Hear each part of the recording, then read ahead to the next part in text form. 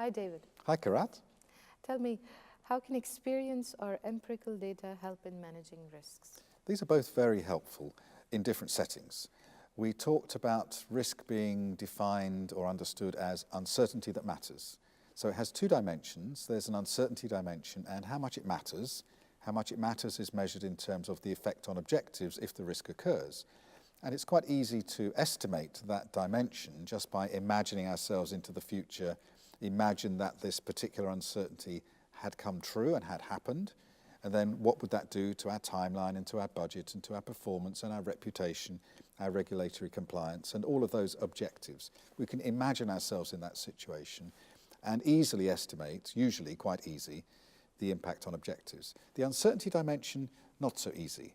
And we talked in an earlier question about two types of uncertain events. There are one-time events and there are repeated events.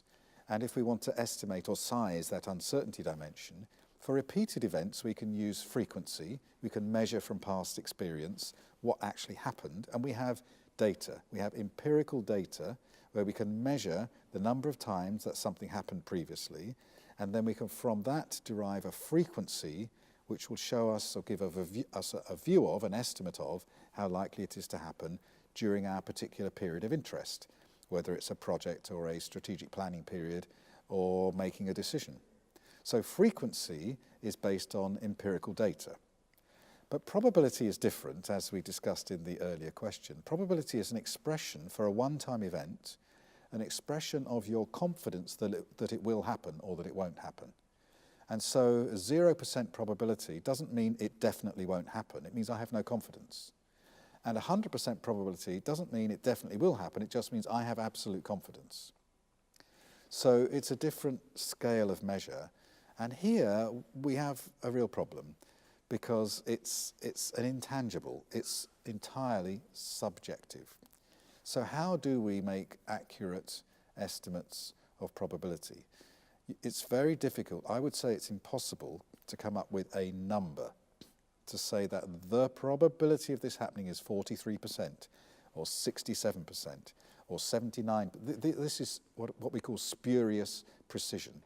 You know, it appears to be a precise answer, but how do you know that? You know, we can never be that certain of our confidence. There's always a range, sort of around here.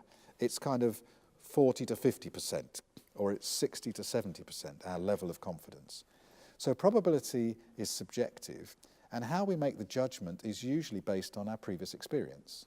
So if I have a lot of experience in this particular area where this risk might occur, I'm a technical expert or a subject matter expert, then my experience will help me to make a valid judgment of how likely it is to happen and how confident I can be.